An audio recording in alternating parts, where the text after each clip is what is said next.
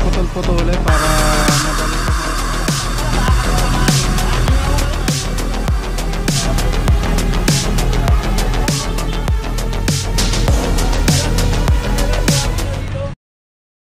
sa lahat ng manonood ng Blue Dot Channel. Subscribe now, here, subscribe. Salamat po. Thank you sa inyo.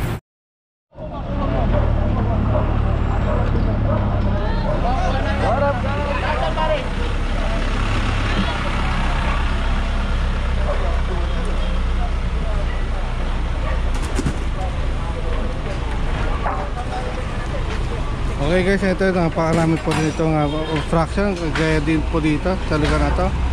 Ayan po yung mga truck natin, tatlong truck tong dala-dala ng ating DPS na kasama. Ayan,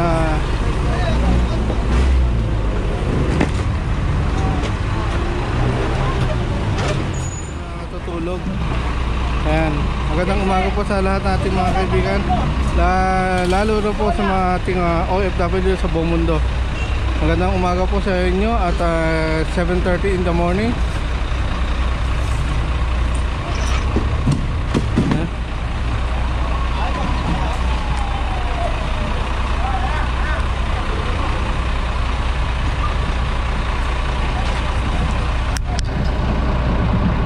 Ating antayin lang po itong si Sir Egay ay nagsisimula na naman po ligpit ng mga gamit po ng dito para ito ay madala po sa truck. Napabuti po ni Sir Egay at ang kanyang mga team, walang humpay po ang paghahakot dito sa lugar na to.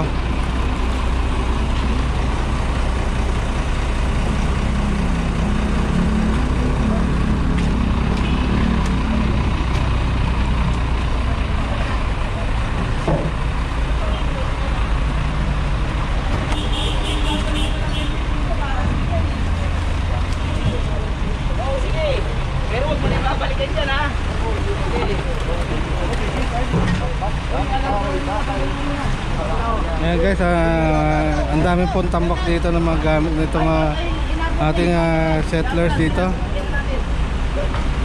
Andito po sa ibabaw po ng bangketa ito. Makikita ninyo, ayan ang gamit niya.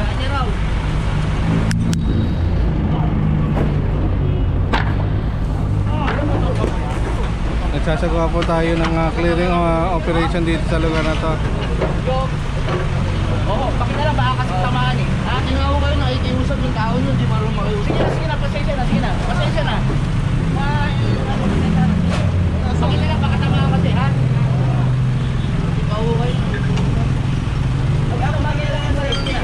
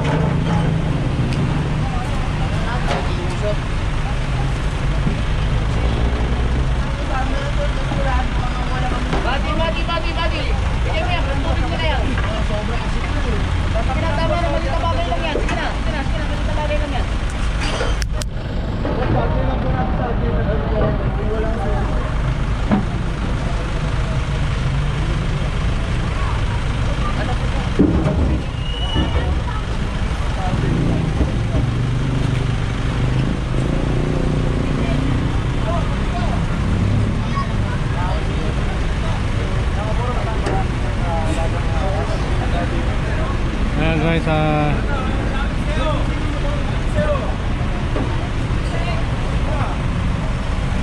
Ito malinis na to ng lugar na to. Ito na lang po mga ito kukunin. Yan.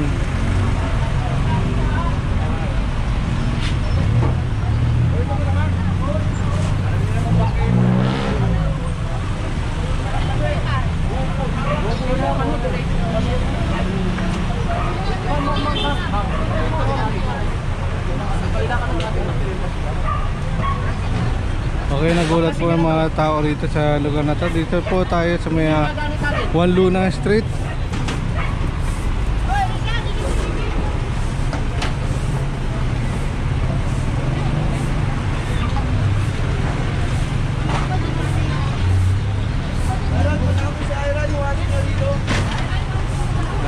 Inuunti-unti po ito baka kasi bumagsak itong buong bahay, kaya sila ay nag-iingat din sa pagtatanggal ng mga obstruction na ito, ng mga bakal na pinagsasabitan po ng mga paninda.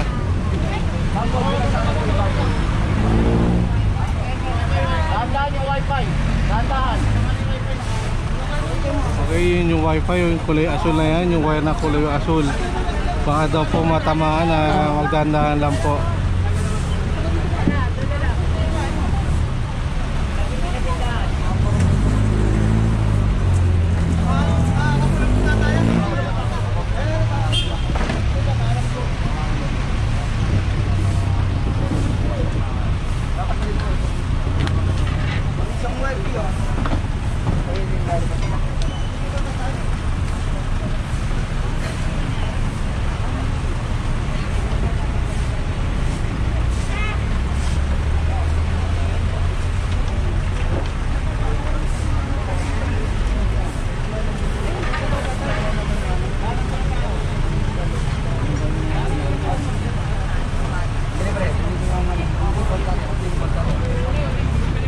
Okay.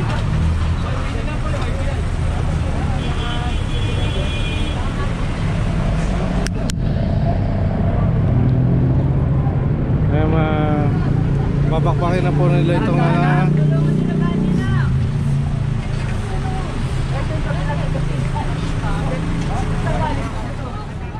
okay, dito muna tayo sa kabila para magki-clearing at habang yung ibang grupo natin ay nagki-clearing po sa tindahan ay atin muna itong pinuntahan.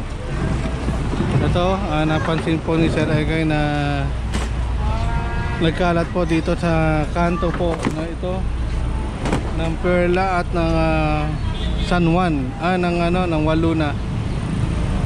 One cutter nga. Samantalang doon sa kabila, inaayos pa rin doon sa kabila na yan. Dito muna tayo sa kabila na parte na ito ng Perla.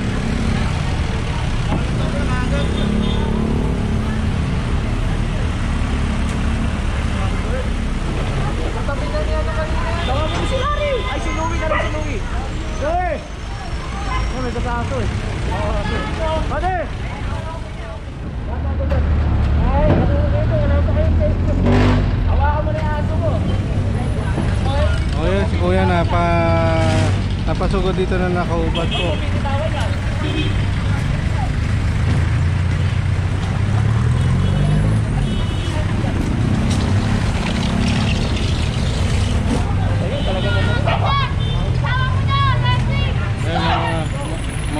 Nangangagat po yung aso.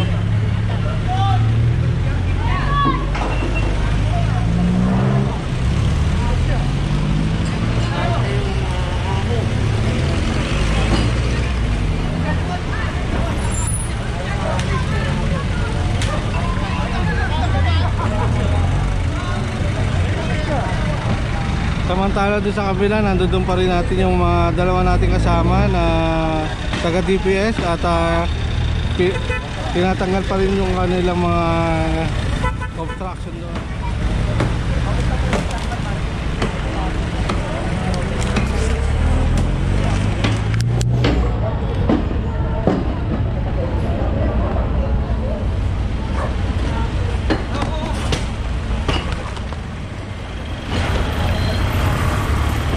Ayan guys, napuno na po yung ating truck. Halos mapupuno na po. Meron po tayong dalawang truck na sa likod natin.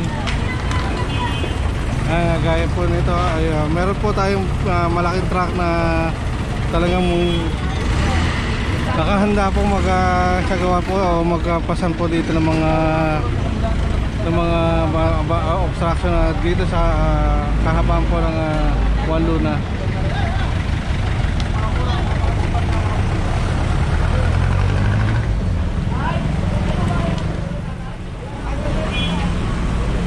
Wala bang tutulungan niyo si tatay? Ano mga anak ninyo? Ha? Sige, linisin niyo lang. Linisin niyo. Pero ito kailangan tanggalin niyo yan. Opo, ma'am. Sige, tanggalin niyo ngayon yan. Tanggalin niyo ngayon yan. Kuya, bati ka ng konti. Kuya, ito na, bati ka ng konti.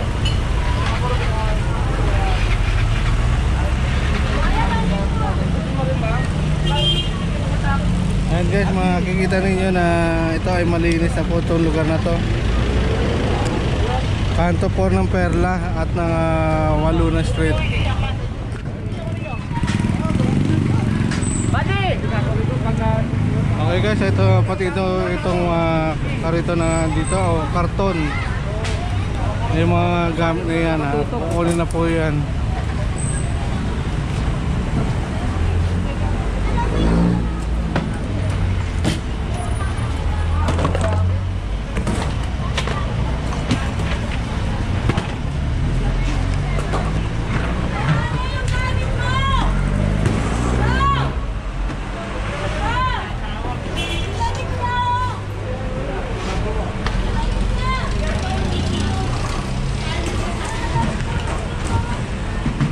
Pare!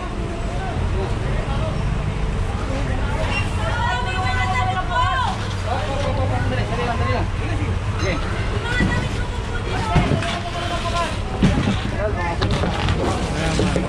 Okay yan nalinis na po itong lugar na to. Konting akutin na lang po itong mga gamit na to.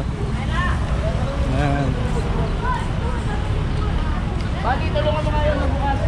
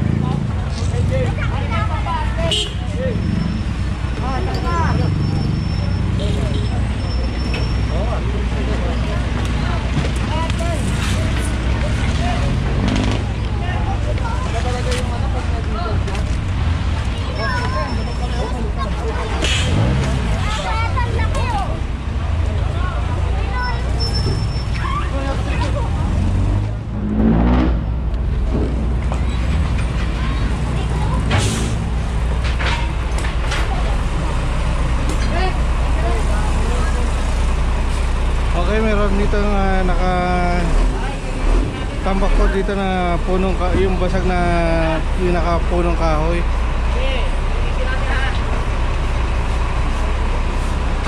Ito ano ba to?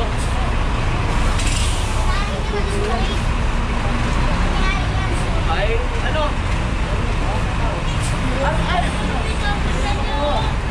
Lumi! Oh! Oh! Okay, dumating na ito po yung isang truck natin, yung kulay pula.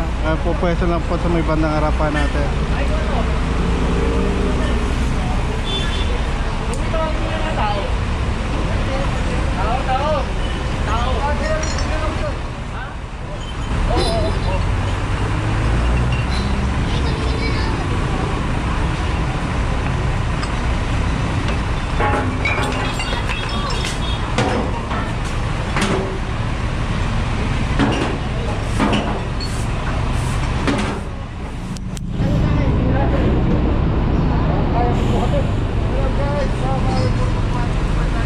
guys, napakalaki po ito para buhatin at malamang ito puputol-putulin para madali po may akyat. Ngayon dito sa lugar na ito ay malinis na.